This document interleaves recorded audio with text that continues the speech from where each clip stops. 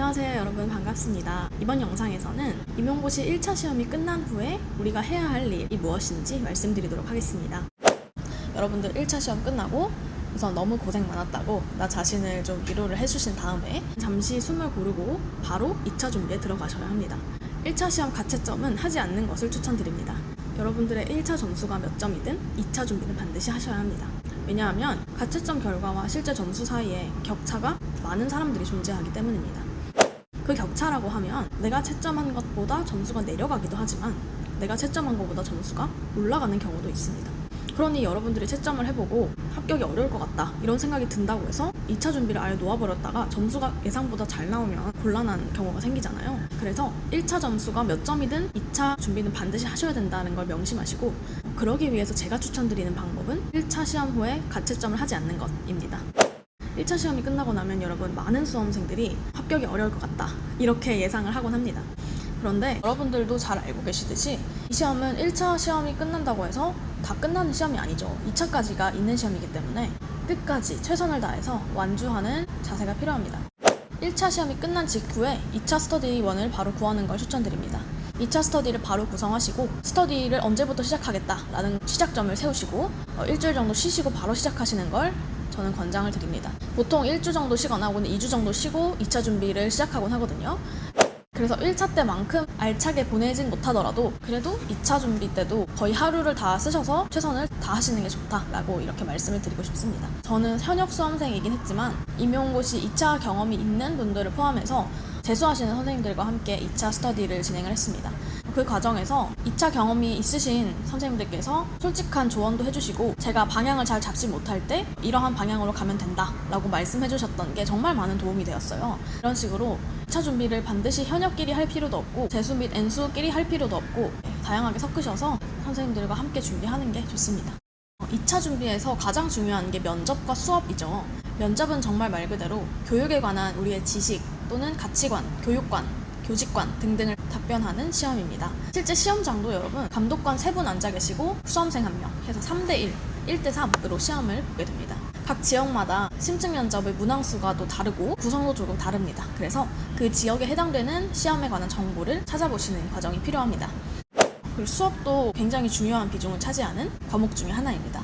수업 실현 또한 감독관 3분 앉아 계시고 교실에 저 혼자 들어가서 수업을 진행하게 됩니다. 수업을 몇 분 동안 진행하는지, 그리고 그 수업 내용을 어떤 식으로 구성해야 되는지, 조건은 무엇인지 등등에 관해서도 지역마다 차이가 좀 큽니다.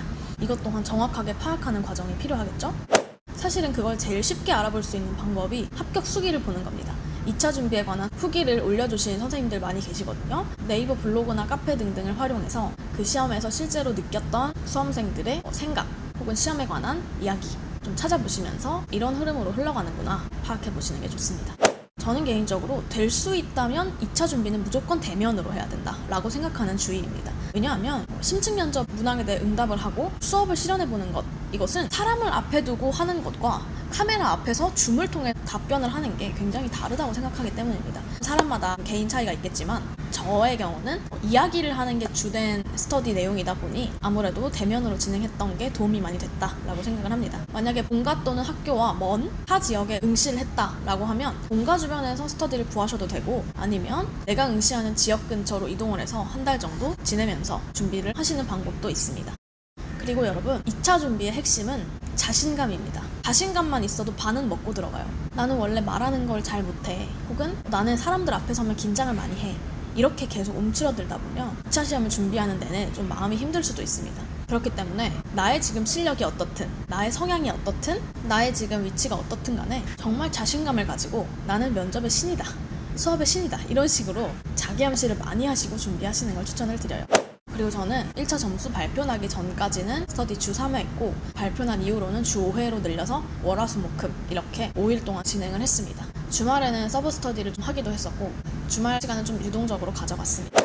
그리고 제가 결정적으로 도움이 됐던 게 있는데요. 제가 6인 스터디로 면접이랑 수업 실현, 2차 준비 전반적으로 진행을 했는데, 그렇게 하다 보면 9시나 10시쯤에 만나서 2시나 3시 정도에 끝나거든요. 그때 이제 집에 가서 밥을 먹고 6시 내지는 7시쯤에 친구랑 만나서 또 서브 스터디를 이어서 진행을 했어요. 밤까지. 본 스터디랑 서브 스터디를 둘 다 병행을 했더니 정말 도움이 많이 되었습니다.